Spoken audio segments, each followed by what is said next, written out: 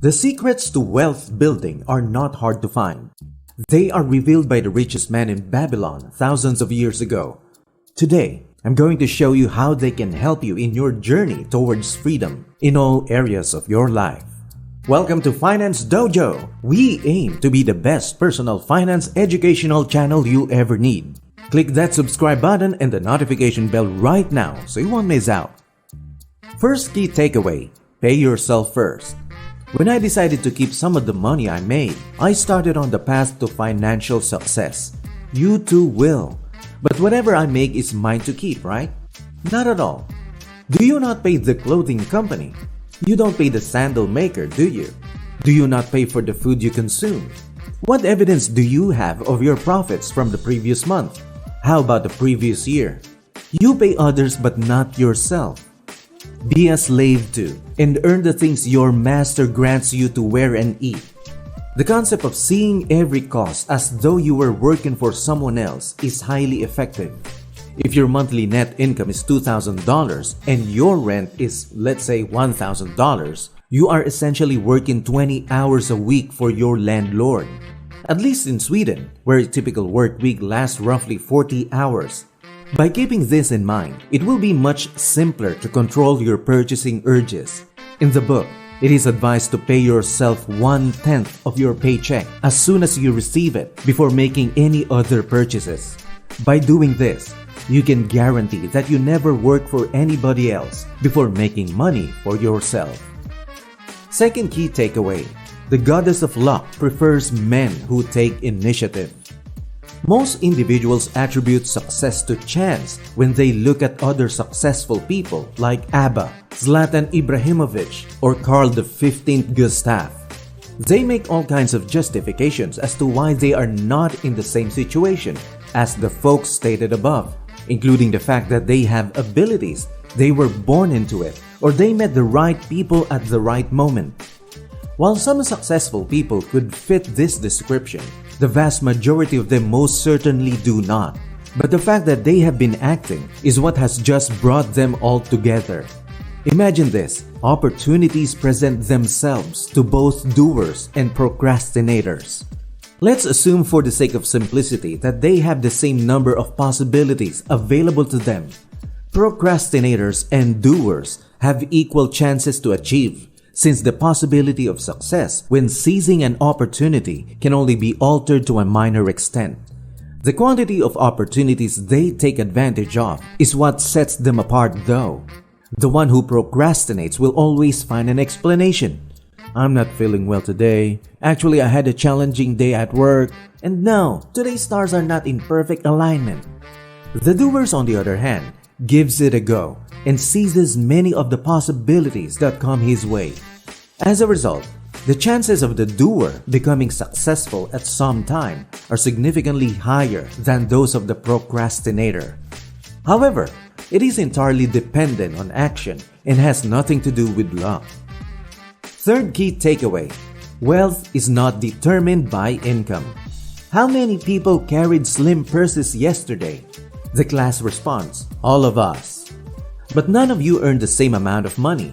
Some people make a lot of money than others. Some have to support much bigger families.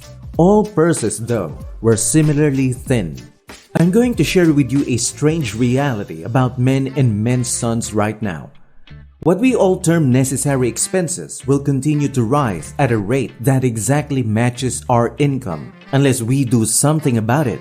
I know a lot of intelligent people who make decent money, yet their bank accounts are empty. They boost their expenditures by the same amount each time their pay increases.